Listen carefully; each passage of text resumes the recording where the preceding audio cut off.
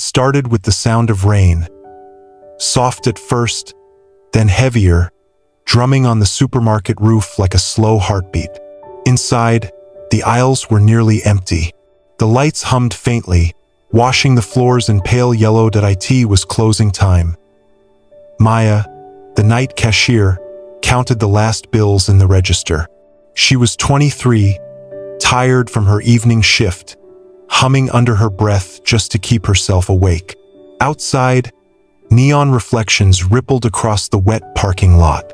Everything seemed ordinary, quiet, safe, predictable, until the door chimed. 3 men walked in. They didn't come for groceries. Something about their silence made Maya's stomach tighten. Their clothes were dark, their faces half-shadowed under hoodies. One of them glanced around, then locked the entrance behind them. Her hands froze over the cash drawer.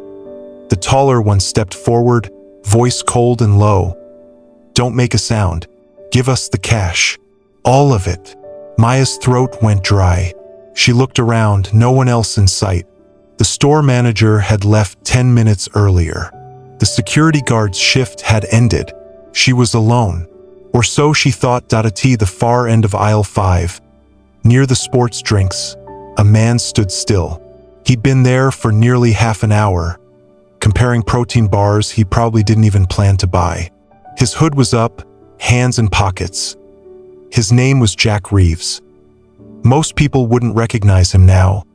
Beard grown out, shoulders a bit heavier, hair streaked with gray. But 10 years ago, he was a name everyone knew. Iron Jack, the 2-time WWE heavyweight champion. The man who never lost a fight until life beat him outside the ring. He'd retired after an injury, lost his fame, then his marriage, and had been living quietly in town ever since. No one knew him here. That's how he liked it. Until that night. Maya's voice trembled. "Please, there's not much left in the till. The safe's locked. Open it," one man barked, pointing a gun at her. Her hands shook so badly she dropped the keys. They clattered against the counter. The man cursed, reached over, and grabbed her arm. "I said open it." From aisle 5, Jack's head lifted. Something in that voice, the cruelty, the panic, it snapped him back years. Back to the night he first stood in a ring, back when adrenaline wasn't about violence, but courage. He looked up, saw the gun, saw the girl's tears, and before he even realized it, he was walking toward the counter. "Hey!" His voice cut through the air, deep and steady. "Let her go." The men turned. The one with the gun laughed. "What's this, old man? You want to die tonight?" Jack kept walking, calm, controlled, every step slow, deliberate. "Look," he said quietly, "you don't want to do this. Take what's in the drawer and walk out. Don't make this worse." "Shut up," another yelled, waving his gun. "You don't tell us what to do." But there was something in Jack's eyes, something they couldn't quite read, a kind of stillness that didn't come from fear. He took one more step. "You touch her again," he said softly, "and you'll regret it." For a moment, everything froze. The men exchanged glances. Then, as if testing him, one swung the butt of his gun toward Jack's face. That was a mistake. Jack caught his wrist midair, twisted it, and with one sharp motion, disarmed him. The gun hit the floor, sliding under the counter. The man shouted, grabbing his arm, but Jack was already moving, swift, precise, not flashy like in wrestling, but real, controlled strength, years of discipline. The second man lunged. Jack sidestepped, hooked his arm, and pinned him against a display shelf. The shelf toppled, cans rolling everywhere. Maya gasped, backing up. The third man hesitated, his weapon trembling. "Don't," Jack warned. "Put it down." For a second, the gunman's lip quivered. He looked from his fallen friends to the quiet, unshaken man in front of him. Then he dropped the weapon and ran. Police sirens wailed in the distance minutes later, blue lights flashing through the rain. Jack stood near the entrance, chest rising and falling, but his expression calm. He'd placed the guns safely on the counter. Maya sat nearby, still shaking, clutching a water bottle he'd handed her. "Are you hurt?" he asked. She shook her head, eyes wide. You saved my life."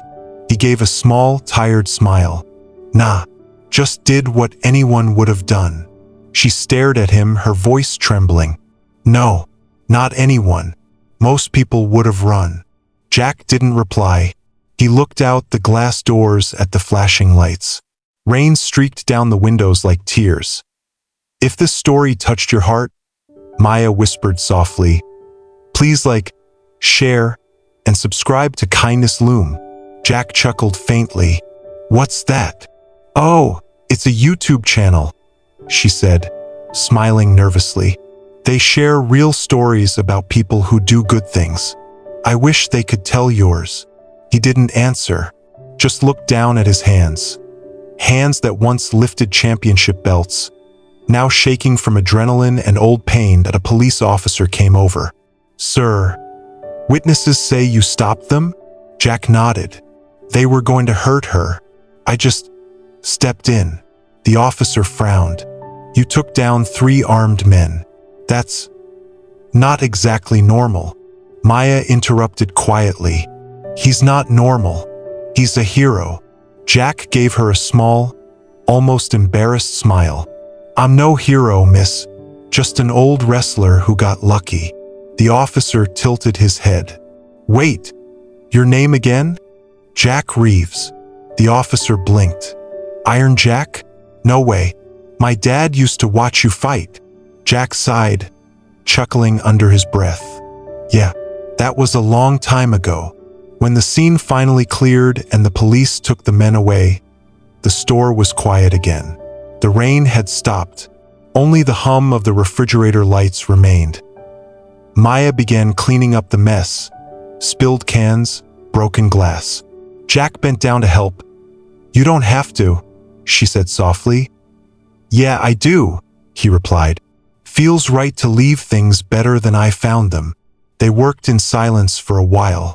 Then she asked, "Why were you here so late?" He smiled faintly. "Couldn't sleep. Figured I'd grab a drink.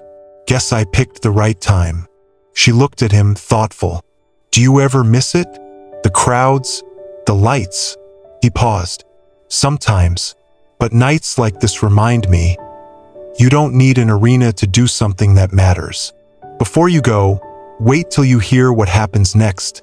Stay with us. A week later, Maya posted a short video online titled, "The Man Who Saved Me." She didn't show his face, just a blurry frame from the store's camera and her voice telling the story. It spread fast. People called him a legend, a protector, a real-life hero. Jack saw it one morning while sipping coffee in his small apartment. He smiled when he heard her say his name at the end. Not Iron Jack, just Jack. He didn't comment. He didn't chase the attention. He just closed his laptop, grabbed his jacket, and stepped outside. The world was quiet, clear. Down the street, a man struggled to lift boxes from a broken-down truck. Jack walked over. "Need a hand?" he asked. The man smiled gratefully. "Yeah, that'd be great." And just like that, he was helping again. No cameras, no crowd, just kindness, quietly done. That night at the supermarket, something changed for both of them. For Maya, it was a reminder that courage still exists in quiet places. For Jack, it was proof that strength isn't about the spotlight. It's about standing up when someone needs you most. He didn't win a title that night, but he found something better. Peace. Outro. If this story touched your heart, please share, and subscribe to Kindness Loom, where we bring real stories of kindness, courage, and second chances.